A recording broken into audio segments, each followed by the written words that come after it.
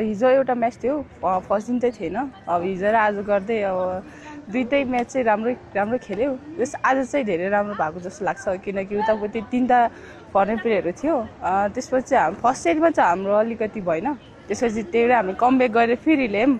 त्यसपछि हामी त्यो गर्दा चाहिँ सेकेन्ड सेट थर्ड सेट चाहिँ इजिली जित्न सफल भयो। हिजोको भन्दा राम्रो हुँदै गएको हो खेल अब? हजुर, अलि मिल्दै गइरहेछ, अझै खेल्नु पर्यो। अब यसरी चाहिँ तपाईँहरूले चाहिँ होइन, यसरी चाहिँ म्यान अफ द म्याच भइरहँदाखेरि अथवा टिमलाई जित्दै गर्दाखेरि चाहिँ कसरी यो जित्न सकिएको, म्यान अफ द म्याच चाहिँ कसरी चाहिँ पाइएको होला जस्तो लाग्छ? के लाग्छ तपाईँले? फर्स्ट अफ अल त यो त अब टिमकै हो। अब टिममा अब सबैजना खेलेपछि अब एकजनाको राम्रो हेरेर अब राम्रो गर्यो भनेर एकजनाले दिने हो, तर खेल्न त टिमले खेल्ने हो। टिमले सबैजना खेले बरु जित्ने गेम हो होइन, अब एकजनाले खेलेर त होइन। त्यही भएर अब मैले पाएँ खुसी छ, अब अर्कोजनाले पाले खुसी हुन्छ, त्यही भएर त्यस्तै। सनिला बहिनी, एभरेस्ट टिममा चाहिँ जुन भारतीय खेलाडी 3जना हुनुहुन्थ्यो होइन, त्यो टिमलाई पनि एकदमै मजबुत मानिएको थियो। सुरुमा चाहिँ अब भर्खर आएर उहाँहरूको कमजोर भयो भन्ने थियो, अलिक पछाडि चाहिँ उनीहरूले पनि कमब्याक गरिरहेको थियो। त्यो टिमलाई चाहिँ कसरी लिनुभएको थियो?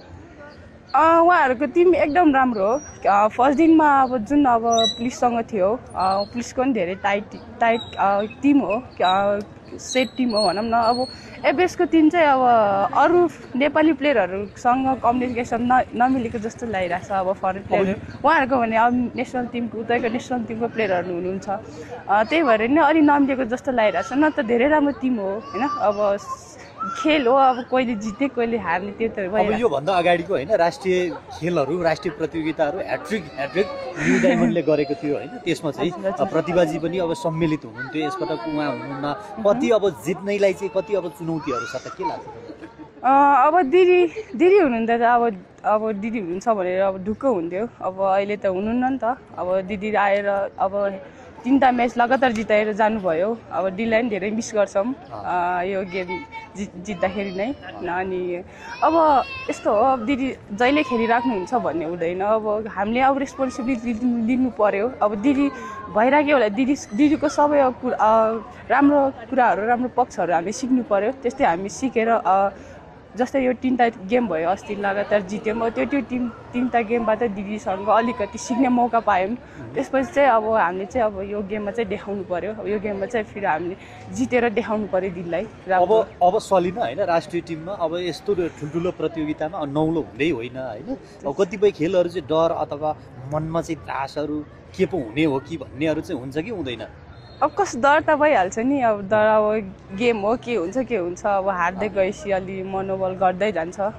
जित्यो भने चाहिँ हाई हुन्छ, त्यही हो। अब जितेपछि खुसी, अब हारेपछि चाहिँ सहजै खुसी त हुने। यहाँहरूको कोच कुमार राईले जसरी यहाँहरूलाई कोच गर्नुहुन्छ, सिकाउनु भएको चाहिँ तपाईँहरूले चाहिँ कोनमा आएपछि त्यो प्रस्तुत हुन्छ त? त्यो खेल चाहिँ तपाईँहरूले त्यसै गरी खेल्नुहुन्छ त?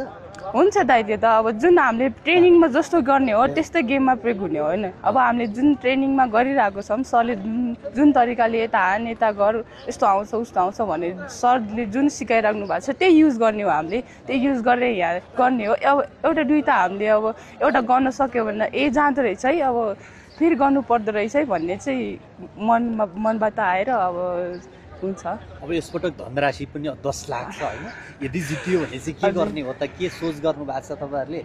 अब त्यो पैसा अब हाम्रो लागि हाम्रो धेरै अब त्यो घर बनाउँदाखेरि धेरै ऋण छ, अब त्यसमा लगानी गर्नुहुन्छ होला। अब त्यही हो टिपटप न्यू डायमन्डकै। हजुर, त्यहाँ अब हाम्रो होस्टेल छ जुन हाम्रो होम ग्राउन्ड, त्यसमा चाहिँ हाम्रो पैसा धेरै लागेको छ। अब ऋण नै धेरै छ भनौँ न। अब त्यो जित्यो भने अब त्यो बोझ चाहिँ अलिक कम होला भन्ने टाइपको। अब यहाँहरूले यसपटक